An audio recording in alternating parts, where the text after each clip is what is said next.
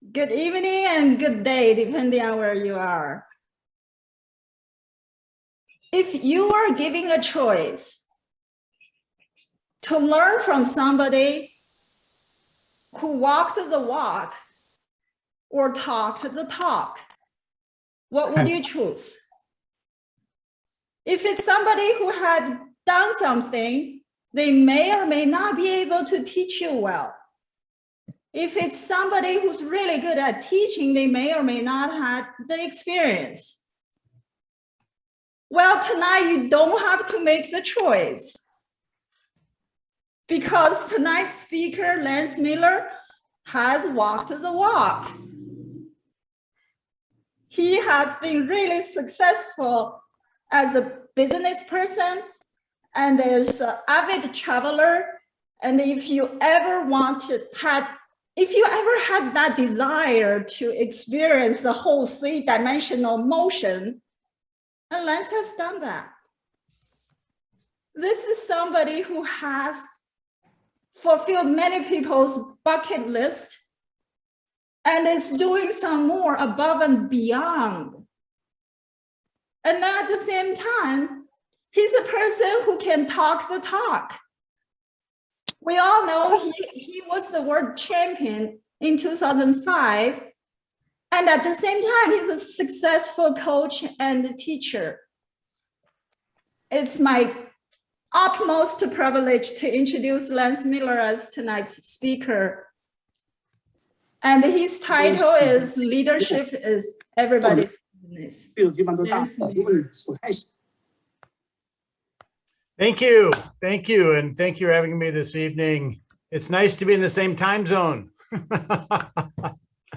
So often I'm 3 to 17 hours difference. I'm trying to figure out what day I'm speaking to you. So we're in the same time zone. And as I was talking before the game, last week, if the Giants had beat the Dodgers, you'd be watching the baseball game right now. I'm sitting there listening to it out in my living room. So as the Dodgers are playing the Braves right now. So yeah, the concept I want to talk to you about today is some fundamental leadership principles that I learned in Toastmasters. I use them in my life way outside of Toastmasters. And it's really one of the things that's allowed me to build some very successful teams and take confusing situations and get everybody aligned behind it. A couple of things I want to tell you up front. When it comes to speaking, especially talking about Toastmasters, I'm not what I would consider politically correct. So there's certain things that everybody tries to say in Toastmasters to make sure that they don't upset someone. I've upset a lot of people, but I have a tendency to not pull my punches and call things as I see them. And I really think if we're going to get anything done in life, we have to be able to talk about the problems and openly discuss them and say there are problems and we need to address them and figure out how to use it, how to actually correct them. And that's one of the things that really allowed us to build our club. Now, the story behind my club, I got in Toastmasters almost 30 years ago. And my club had about 35 members in it. This was in 1992. And about 6 months later, we had about 12 coming to a meeting. And I don't know if that sounds familiar to anybody. And one day, 5 of us showed up. And we were trying to decide if we're going to keep the club or we were going to close the club because it just didn't seem like there was that much interest in the membership. And we decided that meeting that if we were going to do Toastmasters, let's win with it. And I've taken that and sort of coined the concept of running a Hospice Toastmasters Club. You know, and the Hospice Toastmasters is where you keep the members comfortable until the club dies. And there's a lot of clubs out there that are just on the verge of dying, but they just don't seem to ever go away, but they never really succeed either. And with that decision to win with Toastmasters, and Toastmasters used to have a distinguished club program that I really liked, and it ranked all of us internationally. You got points for everything you did. They didn't cap you at 10 points. You got points for everything you did, and then you got a ranking. And at this point, we were like 7,500 or something in the world. We said, let's be a top 10 club. Let's be top 10 club in Toastmasters. And it took us 5 years to do that. But in 1999, we were the #4 club in the world in Toastmasters. We had 95 members. And that experience of building the club was as impactful and significant in my life as much as winning the world championship was. And I probably would have never won the world championship if I hadn't had that strong of a club to come out of. And a lot of the things we learned on building a club and keeping a Toastmasters club working and keeping the members winning isn't in the Toastmasters training. So the first thing I want to tell you is that the Toastmasters as an organization, as a program, is a highly flawed program. It's not like it's a perfect program and you do the Toastmasters program and you get a perfect cake every time. It's a little bit like you go to Home Depot and they give you a hammer and a saw and a screwdriver and some nails, and you got to figure out how to use those tools and build something with it. And Toastmasters gives us the tools to build our club, and they give us some training, but we really have to figure out for ourselves how to build a club and how to make it work, how to work with the different personalities in the club. And that's what we had to do. And there were a lot of things that we put in. I'm going to share some of those with you this evening, but I want to give you an overall viewpoint of sort of how I see leadership works. And I learned this primarily through two things. One was building my club. The other was through a lot of adventure activity that I've done. I've done some very extensive transatlantic sailing, mountain climbing. I've rafted probably some of the roughest whitewater in the U.S. or not North America. I'm a pilot, so I've flown all over the place. I scuba dive and I do all these things. And I was always very successful at those activities, and I was having a harder time working in business. And that's when in the Toastmasters environment sort of allowed me to bring those two things together. And I really started to put some fundamental leadership components together I want to share with you. And with that, I'm going to start it off by talking about, we have this term that's called servant leadership. The only reason we have to call leadership servant leadership is because people have been incorrectly leading people for centuries, if not millenniums, through oppressive leadership. And oppressive leadership is, I am your leader, therefore you will do what I say. And it doesn't involve getting everybody on the same page.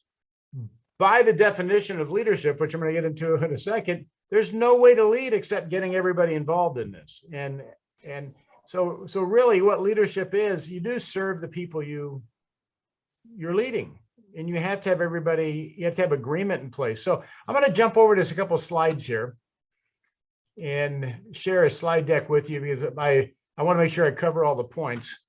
So this is a program I call Leadership is Everybody's Business. And as I was telling you, just a little bit about me. I grew up in Eastern Indiana. My family had a milk and ice cream business. And this is one of our milk trucks in a little parade. And this is my sister and me dipping ice cream at a community event.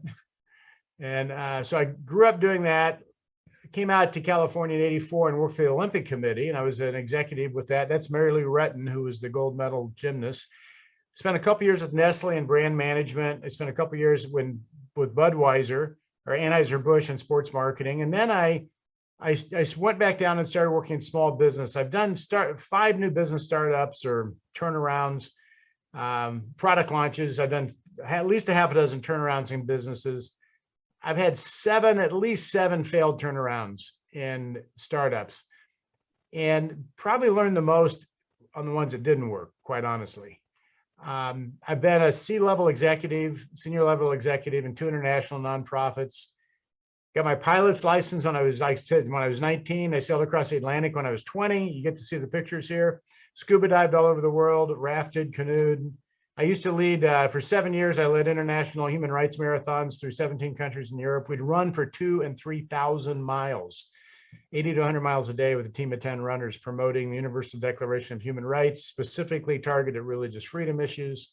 So I've done a lot of stuff outside of Toastmasters with that. Let me jump back and forth here for a second. Let's see. There we go. Okay, let's see. Yeah, we'll go back into this. This is a slide. When we're young, we have all this free will and this creativity.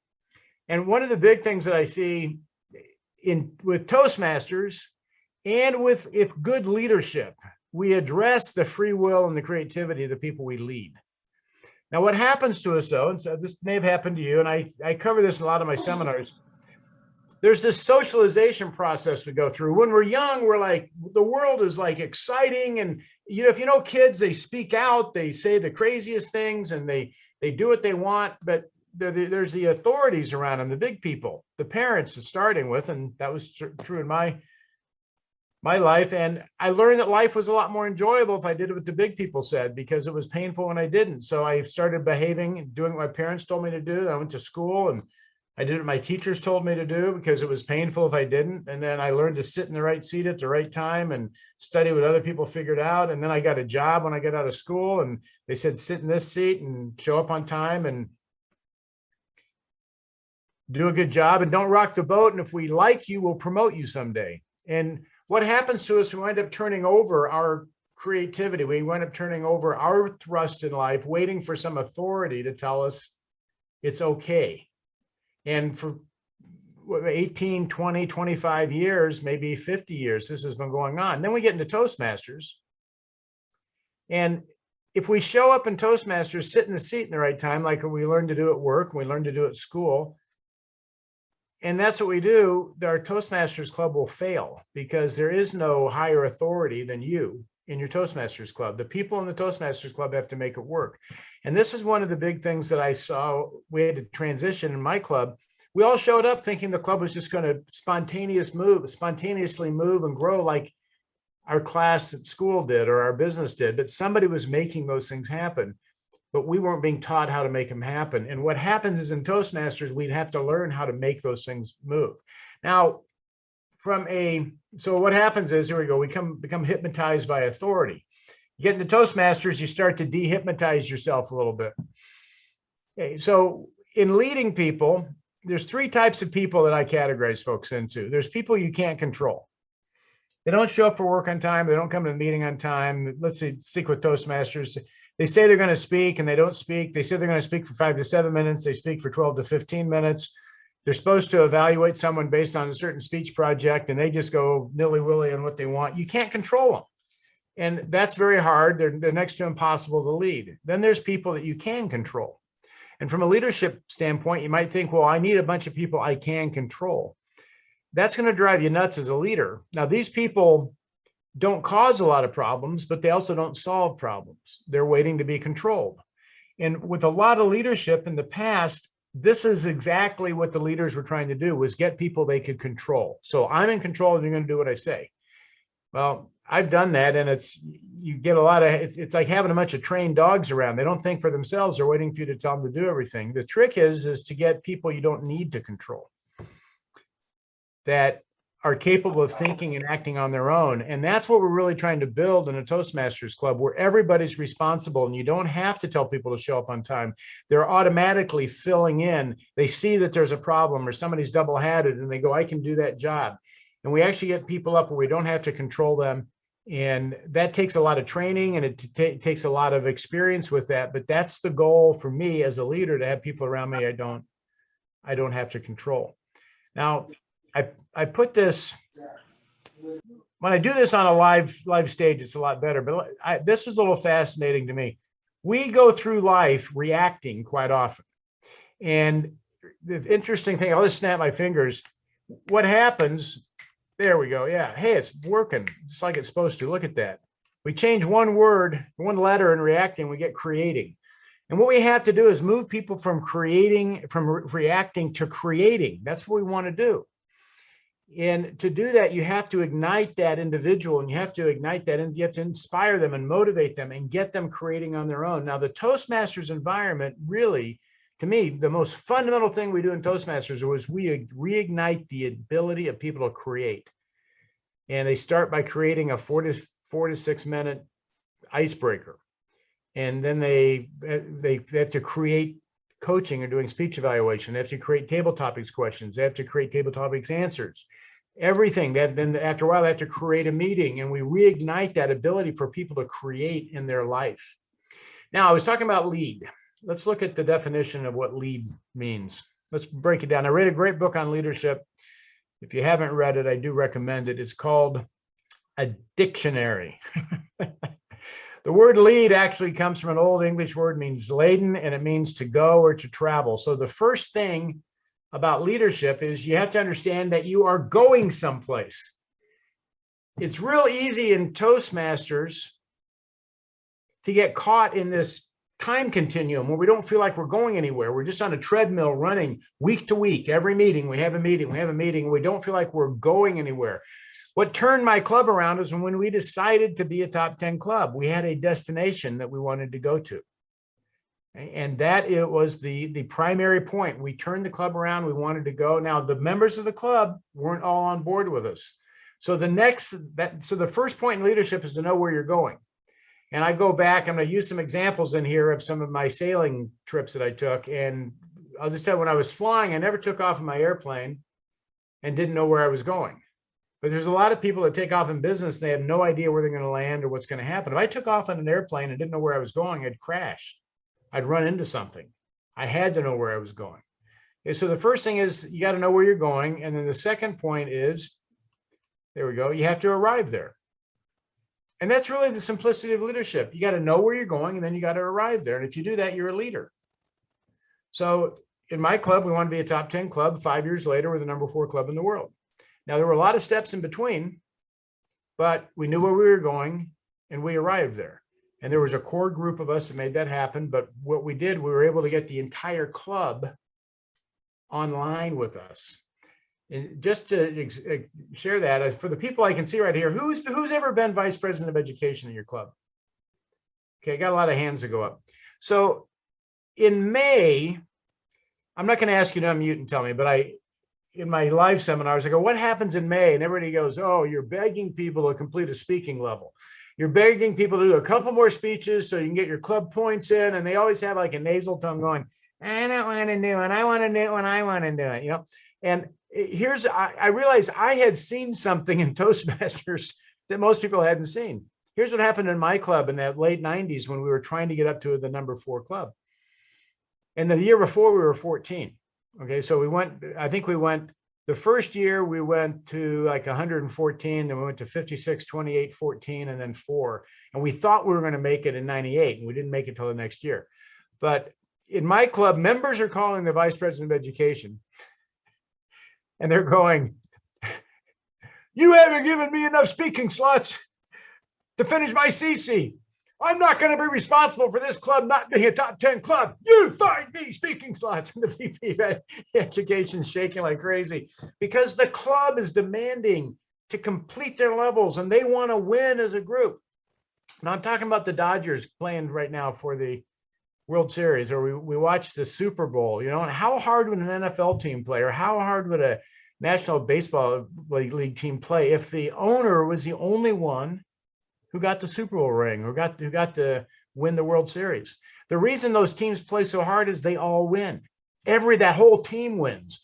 And what we created in my club was the whole club was winning. The whole club wanted this thing. And so that's what I talk about. You come together where the leadership components of this involve everybody. And as a leader, if you don't have everybody on board, you're going to have problems. And so let me spin back to a couple other points. So these are 2 of the points I want to really make with you.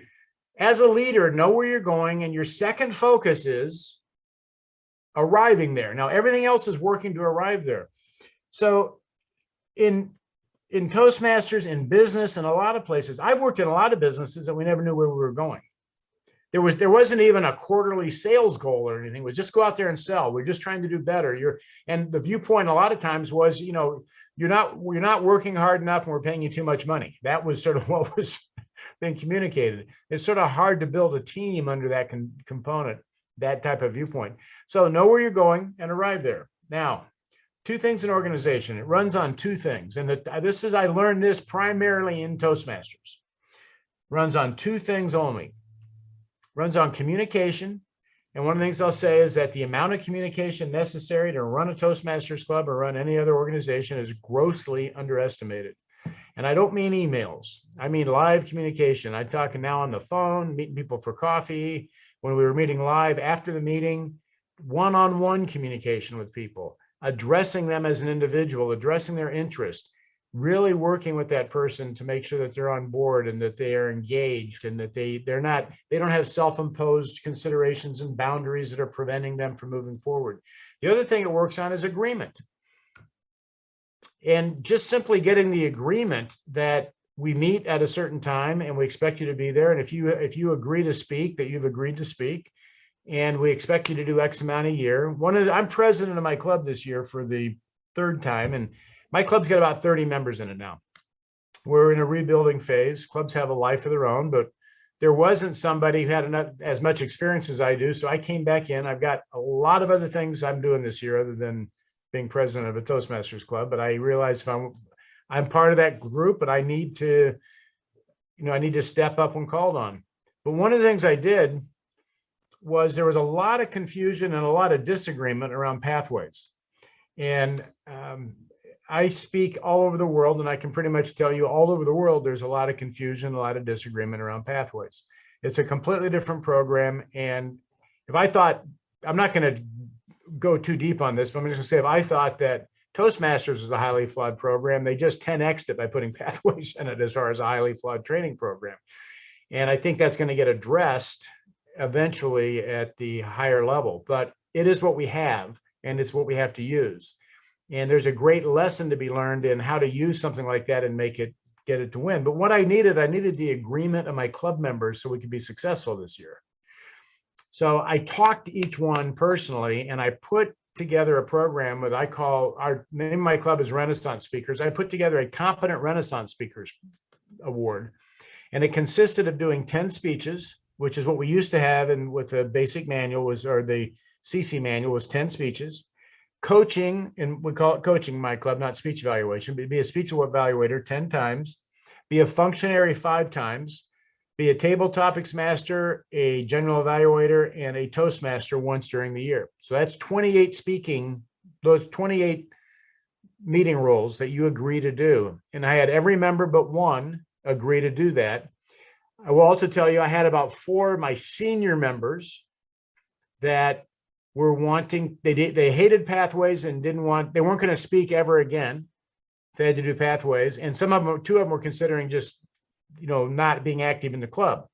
And I was saying, we need come back. Leadership involves everybody. I need your expertise. I need you coaching people. You have wisdom. You have 25, 30 years experience in Toastmasters. You're a critical part of this club. And I talked to them about it, and they said they hated pathways. And I said, look, that's great. You hate pathways. I'm not a big fan of it myself, but speak out of the basic, the CC manual, and we'll count your speeches as pathway speeches. But you speak out of something that you're interested in doing, and I want you winning, and I want you excited to be in the club. And if you're not excited about that program, we're going to do something else that makes it work that's still a Toastmasters program. And I had another guy that goes, I'm tired of doing 7-minute speeches. I want to do 15-minute speeches. I said, great, we're going to do 15-minute speeches. You work with the vice president of education, and when you get scheduled, you get 15 minutes. Do a 15-minute speech based on the Competent Communicator Manual, and we're going to count it as pathways and get the points there. But I want you winning as a Toastmaster, and I don't want you leaving the program. So what I got their agreement to stay in the program, their agreement to do the 10 speeches, and that took those were 45-minute and between a 45-minute and an hour and a half phone calls. When it takes a lot of communication, it takes a lot of communication. Okay, but that's practicing what I preach in the side of leadership, and leadership involves everybody. They knew I cared. We had a good talk. I listened to them. I acknowledged their frustrations and stuff, and we got them on. We built the agreement with it. Now, communication, I already went through this. The amount of communication necessary to lead any organization is grossly underestimated. And I use an example of a football team. They have a huddle after every play. How many times do we don't have even a huddle in Toastmasters? Once a month sometime, okay? And this is what's interesting. Listening is really more important than speaking as a leader. And for a couple of ones. One is it creates importance. If you listen to people, then they feel that you value them. And if you've ever had someone that's not willing to listen to you, it really is very invalidating to you. It makes you feel, first of all, it usually upsets a lot of people because someone won't listen to them. And the other thing is it makes them feel like they're worthless. Here's the other reason as a leader, you want to make sure you're listening to people. If they're not talking to you, they're talking to someone else, because people don't just not talk. And I learned this in business, and I've also learned this in Toastmasters, that the reason I need to have an open ear for everybody is that I want them to bring their problems to me. Otherwise, I get people forming factions out in the company or out in my Toastmasters group, and little cliques form, and they start to poison other people, because there's toxic people that can come in here that want to talk about something, or someone can be upset and they wind up talking to half your club about how upset they are about the coaching that somebody gave or something like that. So you have to be able, part of that communication is being willing to listen to them and resolve the issues with the people, and they know you're a safe individual to come talk to on that. Okay, and again, it's not what you say, it's what got understood. It's the biggest thing I can say in Toastmasters or in communication. A lot of people think, and I see this in speech coaching all the time, because I coach a lot of people and they write these speeches and I go, well, what message are you coming out of it? And they go, they give me some message and it's not in the speech at all, but that's what they're trying to communicate. That happens in life all the time. Based on my Toastmasters experience, my speaking experience, my coaching experience, I listen to people very closely, and I'm amazed just in life how many people will say things, and what they said, I can usually see what they meant, but what they said was not what they meant. So as a leader, we have to make sure that we're checking with our people, making sure that what we said that is what we meant, and they duplicated, they understood on their end. And by the way, the definition of communication is not what you originate, it's what gets understood on the other end, by definition. If you have two computers, they're not communicating unless the signal's going both ways and it's being received both ways. There's no communication just because a computer is originating a signal. It has to be received. Same thing's true with human beings. Okay, let's see what I've got. Agreement. My definition of agreement, okay, is cooperation without conflict. So here's the simplicity. If you have conflict, what don't you have?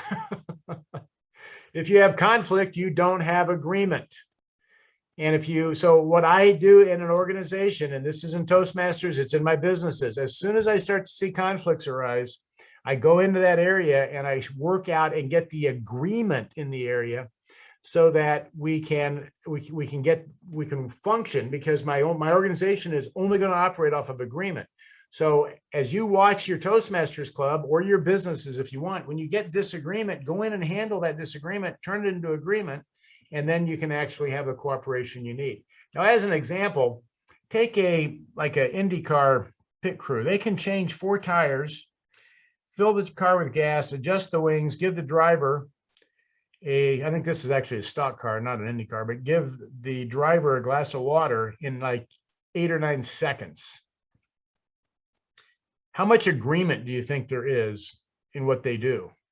They have practiced and drilled exactly what to do, so they all know exactly where they have to be, who's doing what, so that all that stuff works on it. And I'll just tell you, with my Toastmasters Club, I have a lot of seasoned members in it, and we have a lot of new people in it. The seasoned members show up, they know exactly what to do. They turn their speech intros in on time. They give you their speech assignment so you can put it in the agenda on time. Everything's flowing pretty well. The new people aren't doing that. And so there's a lot of conflict with the newer people, but we use communication to build the agreement. Okay, when you have conflict with someone, you got 2 choices. Okay. You can resolve the situation or you can dissolve the situation. And what I mean, you don't want to, as a leader, you don't want to allow the conflict to hang around. You don't want to allow a conflict. It will chew up your business. It'll chew up your Toastmasters Club. And I have been in Toastmasters about 30 years. And when you have 95 people in a club, I will tell you there's nothing I haven't seen in Toastmasters. I have seen births and deaths and marriages and divorces and unwanted births. And we had one guy that joined our club and started dating all the women in the club. And you want to have a lot of conflict in your club, have 2 or 3 women who are exes while he's dating somebody else in the club. And we finally had to dissolve that relationship with him because he wouldn't resolve it. But what I'm saying is you got 2 choices. You got to either resolve it, get with him, build the agreement, use communication. A lot of times you got to cut the relationship and dissolve it, because it's not going to resolve. And in that case, but the point is, you got to keep your group together. And if you have someone in who's toxic and is poisoning the group, as a leader, you got to make that call and say, the group ain't going to survive if you stay here. Okay, 5 points of agreement. And this is in the promo too. The 5 main points of agreement you have to have in any organization. The number 1 point is, where are you going? We already touched on this. The goals, the objectives, the end game that you're playing. Where are you going? Okay. Now I'm going to give you an example. This is a sailing trip I took from, where am I? Down here in the Virgin Islands, down here, if you see my cursor, and up here to all the way up here to Norway. Okay. Clear across the North Atlantic. Now, the point was, we knew where we were going. Now, what if I got on the boat and somebody wanted to go to Nova Scotia over here, someone else wanted to go to Morocco over here, someone wanted to go down below us to South America, someone wanted to go to Portugal. We got on that boat, we'd be arguing all the time because we don't agree where we're going. We'd be trying to steer the boat in different directions all the time. We knew where we were going. The second question is, why are we going there? What's the purpose? And purpose is a huge point. Purpose is really it's probably a bigger point than where we're going, is why we're going. Because that's the real part where the individual motivates. That's where the motivation comes from. The interest, the drive is because they have a purpose of doing it. Okay, let's see. Then how are we going to get there? What's the organization and the planning?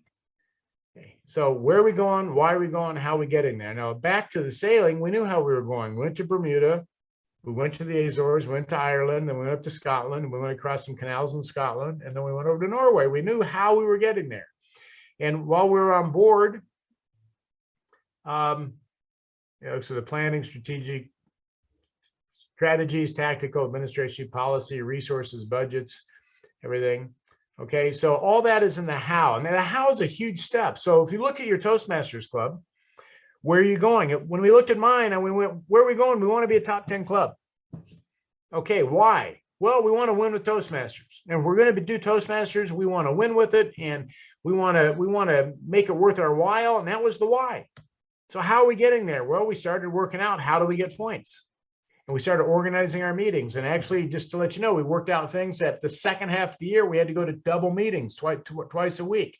The whole year we have a weekend meeting. So we would have our meeting, then we'd go to lunch, we'd have speakers at lunch. And then after lunch, we'd have speakers.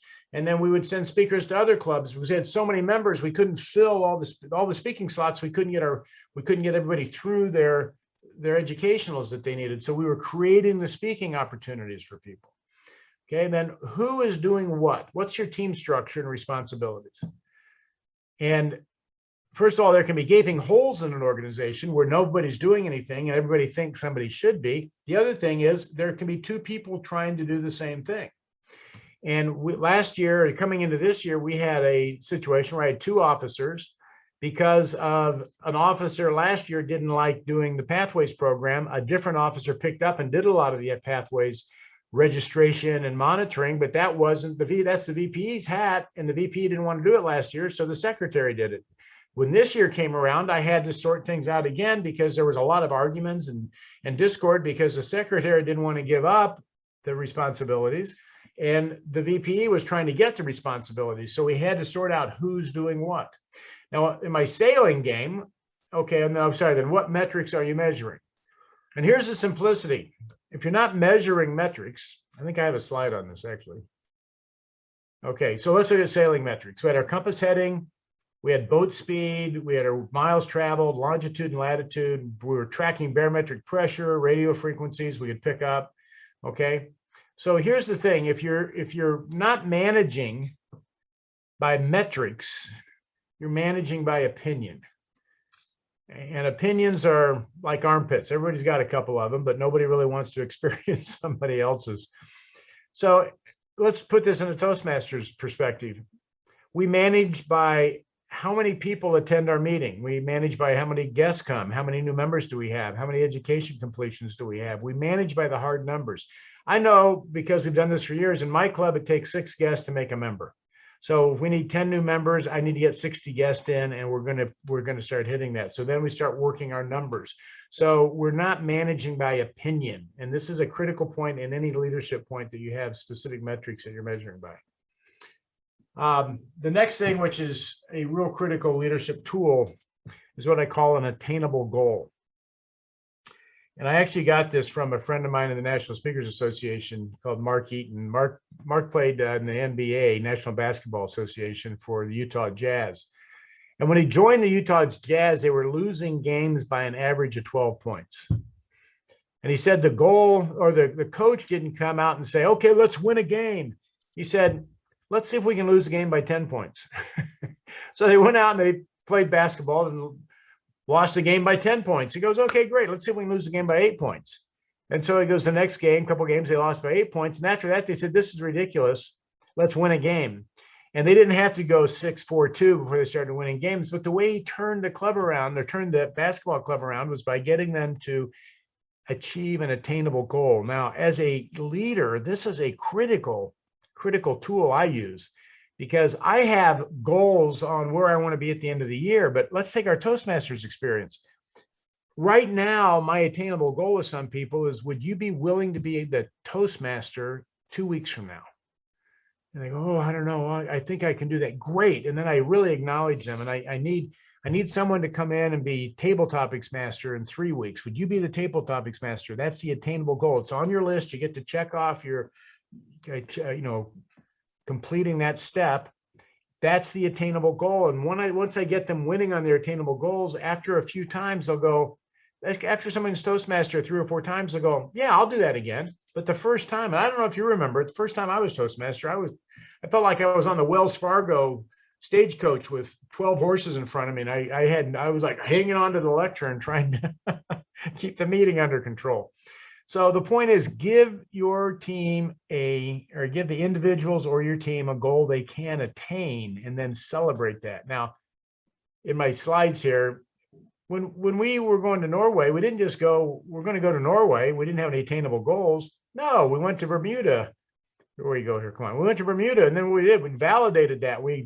I drank beer and rode mopeds in Bermuda.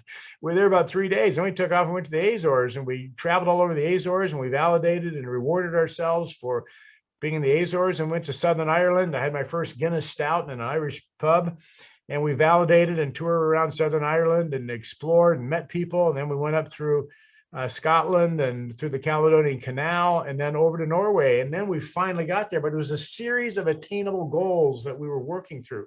So when you're running your club, we're coming up on the end of October, 1st of November. Maybe you get a game up and you say, let's see if we can have 5 guests in November. You don't have any guests coming. Let's see if we can get 5 guests in November. And then let's see if we can get 5, maybe we can get 6 guests in December. And you start to get your guest count up, and then that gives you a pool for maybe some new members. But you start to play with the attainable goal concept. The reason I use that, just so you know, this is the exact same graph. And I said, if you had a business, you could have an attainable goal. You're starting the business, you want to get to 18,000, and then you work that along, and then you say, let's push it up to 60,000, and you have a goal of selling 100,000 a month or something by the end of the year. And that's the same way it works as our sailing trip worked. So look, leadership is everybody's business. It's about getting everybody on board. It's not you, the leader, controlling people and driving people to accomplish what you need to accomplish. You do it with abundant communication. You do it by creating agreement. You do it with attainable goals. And you do it by validating what people do right. And I won a world championship off that concept. And it is a concept I do try to live by, is you reward people for what they do right on that. So with that, those are some fundamental principles I just want to talk about. Let's open this up to some Q&A now and see if there's some questions with your clubs or some stuff I can talk about. And I'll give you any feedback that I can for it. Yeah, Arnie, and what I'd like is one of the members of your club to pick the people, so I don't have to pick people and read chats and all that. But Arnie, we'll start with you, and then tell me who's going to run the Q&A for me. Is that going to be you, Thank you, Mr. Miller. Yes. Thank you so much. I remember you most, not as world speaking champion, but as one who initiated on a lot of upgrade in Toastmasters International in general and in pathways in particular. My question now is, when you told us about the increase in membership of your club, is that a reflection of your leadership skill or marketing or salesmanship skill? Point number one. Well, let Number me answer that before you go to point number two. It's a combination of a number of things. A lot of the core team that was there back in the 90s, we've graduated, we're off doing other things because we got our Toastmaster skills. We had another group that came in and we're sort of running the club. And this happens all the time where it's all the work we did. Now the club's up here, so they're not putting the same work into it that we were putting into it. Now, I was still active in the club. I'd won the world championship. I was on the road 30 weeks a year. I wasn't at my club. I was still a member. When I was in town, I went to the meeting, but I expected the club leadership to continue. But we continued for about 10 years after Toastmasters changed the DCP program, which was at the end of 99 and going into 2000. They got the current one, which I'm not a fan of because it rewards mediocrity. You don't have strong clubs. You can have a failing club and be President's Distinguished. But that being said, there's no reason every club in Toastmasters is not President's Distinguished because it's not that high of a bar. But also we didn't get rewarded for it. And the real thing that changed was Toastmasters no longer rewarded us for being a top 10 club. They didn't recognize us for what we were accomplishing. And that's when I just talked about you validate people for what they do right. And the big thing that changed was that Toastmasters changed the Distinguished Club program, no longer ranked clubs internationally. We would still be fighting to be a top 10 club in the world every year. And we had that game to play, but the game was taken away. I lost 30 members one year and I was still President's Distinguished. And I talked to the top executives at Toastmasters International about it. And their response was, "Oh, you poor thing." And I wanted to punch him in the nose because I said, we have this big dynamic club and you're worried about the clubs under 20. You need to look at what the big clubs are doing and saying, we need the clubs under 20 doing what the big clubs are doing. But all their focus was on the weak and small clubs. If we could just get everybody above 20, we'd be okay. And that's what this new Distinguished Club program is supposed to do. And it hasn't done it because it doesn't address the fundamental reasons that people succeed in Toastmasters. But anyway, you got me on a soapbox. But that's what really changed, is that Toastmasters changed the game. Thank you, sir. Briefly, my second point is there's no, according to Harvard Business Review, there's no such thing as universal leadership. It is highly subjective, highly personal, highly idiosyncratic, situational, contingent on so many factors. Your leadership is different from Mr. Henry Miller, Mr. Shelley, different from Mr. Solar-Sar, Obama, different from Biden or Trump. What do you think of that? Can you prescribe some elements to? No, I can tell you. I can tell you the stuff I went over is fundamental to all those. And there's all these people that people have made leadership really complicated, and most of them can't even define what leadership is. And I would challenge that Harvard Business Review, which I do not have a tremendous amount of respect for, because it's a bunch of people that have got their nose stuck in a bunch of books that aren't out actually doing things, working with human beings and getting them to work and pulling people together. But you have to care about people. You have to work with, you can take a stick and beat people into submission. You can take bayonets and poke them in their back and you can get them to arrive places, but that's not what real true leadership is. Leadership is actually engaging those individuals. And here's the thing, everybody has different strengths and weaknesses as their personality. And we have to learn how to work with the personality that we have. But the morale of your team, and you can measure morale if you understand emotional intelligence on people. And if people are in fear or angry, they're not in a good place. You need people cheerful and enthusiastic coming to work. And and happiness comes from accomplishing things. It's not an emotion, it's a condition. And so there's these things you have to understand. So yeah, Harvard Business Review prints this thing, and I get this all the time. There's all these different types of leadership, and Ralph Smedley said that leader, you can't make a leader, they're born innately and stuff like that. These guys are not necessarily experts in leadership, but the bottom line on it is, it's like saying you can't build a house. Well, you got to pick up a hammer and swing it, and maybe somebody swings a hammer a little better than you do, but you can still swing a hammer and build a house. And that's what leadership is. You pick up your leadership tools and you use them. And and there's all these people, these experts that come in telling you why you can't lead and what type of leader you are. I go, get out of the way and let me get to my destination, which is what leadership is all about. And in 2 words, sir, is leadership about people or about end result? Both. It's about the end result, but you can't get there without the people. Okay. Thank you, sir. Thank you. And you can be really nice to all the people and not get the end result, and you're not a good leader. Thank you, Mr. Miller. Thank you, sir. So I probably bit everybody's head off. No one wants to ask me a question. So. Harry,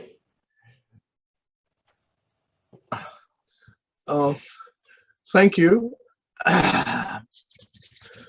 As well, and especially Lance Miller for being here. One quick observation, there are a bunch of metrics that Toastmasters is not officially measuring in your travels around the world. Are there any other people or clubs besides me interested in Toastmasters officially tracking a bunch of other metrics to determine the success of a club, a person, organization? Second of all, in these times when there are scores of clubs that are meeting the same time as your club, what do you do to attract people to your club specifically? Sure. First thing, as far as the metrics, there's metrics they don't track, which I think they need to be tracking. And I think we need to have, one of the metrics is not, the most metrics they track are under the Distinguished Club program. But what I would like to see them track is your training efficiency, because in some clubs, you'll have 1 or 2 members that do all the training and everybody else is not accomplishing anything, but they get all the educational goals and it looks like the club's doing really well. We need to me, have more points for the individual when they do their first educational goal, and less points for the second one. So the incentive is that every person in the club completes an educational goal. Now, Pathways threw a huge wrench in this because it totally changed the educational program that we had. It's probably still workable to agree, but I broke out the spreadsheet of all the pathways, of all the paths, and all 11 paths are identical with the exception of about 3 speeches. There's 39 projects in each, with the electives in each path, and they are identical with the exception of 2 or 3 speeches per path. And that's why I say it just threw a complete wrench in it on what we were used to having. There's no place you learn the fundamentals of speaking. You don't learn vocal variety and stage movement and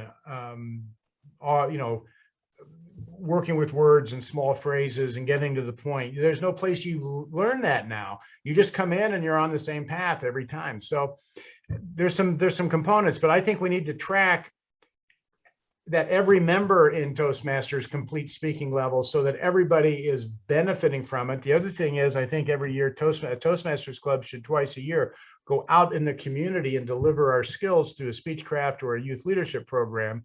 And if we did that, we would be driving all sorts of people into our clubs, but we would also be building a better world, and we'd be making Toastmasters into more of a humanitarian organization and a community service-based organization. I'm in Rotary also, and our whole focus in Rotary is community service. Toastmasters clubs meet in these insular little places. We need to go out and help other people with their communication. And if we did that, it would build Toastmasters. And so it's a win-win-win situation from that standpoint. So those are a couple of the points that I would look at. I think that we should track that they're not tracking. And the other one is, how do you drive people into your meetings? Now, my club is technically a church club, but we have a huge population. And you can still come into the club if you're not a member of the church and things like that. So there's some stuff that we can do. So it's not just a totally open club, but our primary focus is on our church members worldwide. Okay, so we have Facebook channels that we use. We have special meetings we do. I've been doing a series of videos talking about the benefits of Toastmasters on the Facebook channels that we promote out there. I have a whole program on my website that shows 6 ways to promote a club. And first of all, you have to let people know you're meeting, when you're meeting. You hold special meetings inside the club. You have parties outside the club, wine and cheese parties at somebody's house, and they come drink your wine, and then they're obligated to come to your club after that, or you get them drunk enough that they sign a document that they will. So You can go out and speak in the public. You can hold speech crafts. There's a number of things you can do, but you have to actively promote on a continuous basis. And it's really a matter of just asking people to come. One of the things we do in my club about every 2 years, we do a quick survey. How did you get it? How were you contacted, or how did you find out about the club? 90% of our members have come in through personal referral. A friend asked them to come to the club. How did I join Toastmasters? I had a friend ask me to come to the club 8 times. And how many times have I say this to people, have we asked someone to come to Toastmasters once and they didn't, and so we're afraid to ask him again? And he was a friend of mine. He goes, "We're having so much fun, Lance. Oh, you should have been at the meeting. We had so much fun." He wasn't trying to get me to come there because I needed to speak better. He wanted me to come have fun with him, and he was selling the fun. And I'll tell you, there are two reasons I went to that meeting that day. One was I wanted to see what this thing he was so excited about was, but I wasn't planning on joining. The second one, I knew he would never stop asking me if I didn't come. So I went so he would stop asking me, and I wound up joining. Wound up being part of a team that built one of the most successful clubs in Toastmasters. I'm a world champion speaker. And I always say, what if Glenn Barton had only asked me into Toastmasters 7 times? I'd be pushing a grocery cart down Wilshire Boulevard, picking up cans like I was before I joined Toastmasters. So, just on that, there's a lot of ways to promote a club, but the point is you've got to have the energy and desire to promote it. You have to have something worth joining. So when they come to the club, it's worth joining. And there's a lot of clubs that aren't worth joining because the speaking levels are so low and the leadership's so poor in them. My club's worth joining. It's a fun meeting that runs on time and everything. So anyway, Harry, I hope that answers the question for you. Lance, your answer ties up to May's question. Her question is, for Toastmaster Club guests looking for a club to join, what are the key things one should seek in the search? How do you define a club that's worth joining? Well, I'll just tell you from my club, first of all, they start on time, they run on time, they end on time. The speeches are being done per the Toastmasters program. You have proper introductions. You look at how the meeting is conducted. From my standpoint, table topics is not where you go, who wants to answer a table topics question? Table topics in my club is run a very specific way, and I have gained as much from table topics as I have from the prepared speeching and the ability to handle an unexpected question. I can't tell you how many times that saved my skin. But what we do is we ask the question to the entire club. We wait about 2 seconds, and then we call on people to answer, and they do not have an opportunity to opt out. If you're a member, you answer the question. We start with the members that don't have roles that day, then up to the functionaries and up to the evaluators. And then if we get into speakers, but we try to give the people that don't have an opportunity to speak to do table topics, and that includes the guests. The guests can opt out. Okay, but I'll just tell you, we get more guests that want to join the club after our coaching sessions. When they see the feedback that the people get on their speeches, they saw the speech, but then saw the feedback, and now they realize they can get what they can get based on the feedback they're getting. So having good coaching, speech evaluation in your clubs has been critical for us to build membership with. That's where we get most of our members. By demonstrating what they can learn and how they can improve it. Yeah, that this is going to be a place that they can come to. Here's that they can come to, and they're going to improve. People want to join something better than themselves. And there's a lot of Toastmasters clubs. We have, back when we were running the CC, there are a lot of people, I think 80 or 90% of the people that joined Toastmasters never completed their CC. And I said a couple reasons for that was that they didn't have the structure in the club culture where they had the commitment, which we got the commitment. When they sign up, we give them a date that we expect them to finish this manual by. And the other thing was that a lot of clubs, the club itself was at a speaking level of maybe the 5th speech. So by the 5th speech, the guy's going, I'm speaking as well as everybody else in the club here. I'm not going to hang around. Well, we have really good speakers and really good coaching. And then there's 4 areas of development you're working on. You're working on your communication development, your coaching, your feedback, That's critical for being successful in business, is to be able to sit down with people and help them become more competent at what they're doing, coach them through things. That's what I do with businesses. I get people winning in the business. There's the meeting management component of running a meeting effectively. That's the third area. And the fourth area is your leadership component of being an officer and running the club for a year. And you learn how to run an organization. These are soft skills that if you want to, what do I say, ascend or, improve your lot in life, these soft skills are the soft skills you need to get into better management positions and work with people better. Because the further up a corporate ladder you go, the fewer technical skills you need, the more soft skills you need, because you're working with people, you're managing people, and Toastmasters teaches us all that. Lance, I'm curious, how does your club manage mentors? We assign mentors, and it depends on the individual. Usually a mentor is for the first, I'm going to say 4 or 5 speeches, just to get the person up to speed. And so they know how to do an introduction.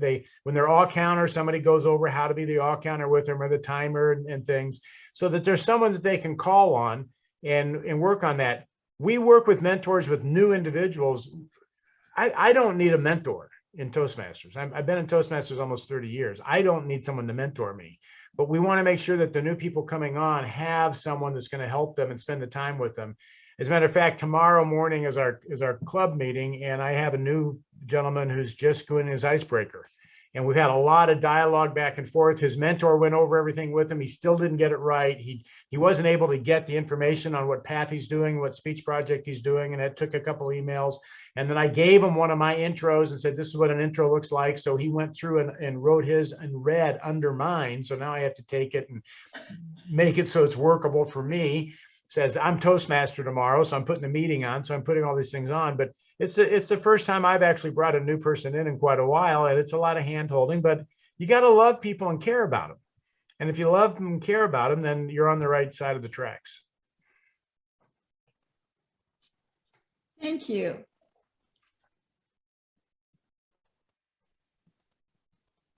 We have a few minutes left. Anyone else has questions? Yufang? Hey, Lance, thank you for a very informative workshop. Earlier in your slide, you mentioned there are 3 types of people: those who can't control, those who can control, and those who don't need to be controlled. Am I grasping your workshop that you want to put in a lot of communication and agreement so that you're converting the people that can't control and can control to the type that you don't need to control? Is that the idea? That's the idea on it, that everybody's on the same page and we all know where we're going. We know why we're going there, how we're getting there. We know who's doing what, we know what we're measuring. So everybody is on board doing the same thing. And a lot of leaders, as I was saying, a lot of leaders withhold information and don't tell the people they're leading what's going on. They just expect you to sit in a position and work and not be engaged in the overall game you're playing. And that's not we're human beings, and we're not computers. We're not a gear in an engine. That we're human beings. We have emotions and we have purposes, and we need to be connected to what we're doing. And we for the most part, we have a tribal desire. We want to live together in a group. We want everybody to win. We don't want to just sit here and, I'm just going to say sew or tap on something. We don't know, nobody cares how much it is. When you feel like you're building something, you're part of something bigger than you, then you have people coming up with better ideas and working harder. And the other side is the whole emotional component of a group of human beings. You got to keep the morale really high and very positive, and it's all the problems start to dissipate. You let toxic people in who are creating problems, and you'll have more problems with people that are just upset that you're handling all the times, instead of playing the game of what you're playing. But yeah, the idea, the people you can't control, a lot of times that you have to resolve or dissolve, right? A lot of times people that just do not want to be controlled, they're not going to be a good team member. People come in, they show up on time, they do what they're told. The idea is to then inspire them, motivate them to continue to develop So they're solving problems, they're on board, and you don't have to control them. They're actually, as I say, rowing the boat with you at that point. Okay, is that good for you guys tonight? Oh, I appreciate everybody showing up, and I appreciate you asking me to come out and give a talk to you. And I hope that this is something that you can apply and that helps you in either Toastmasters or some other aspect of your life. So but these are fundamental things I work with at every organization I work with that I'm always looking at. And I said I like to keep things relatively simple so everybody can grasp them and understand them. And also, if they get too complicated, I have a hard time keeping it in the bag then. So, but these are things I do, and it's their leadership skills. And when I started talking about them a couple of years ago, people were going, you need to do a seminar on this.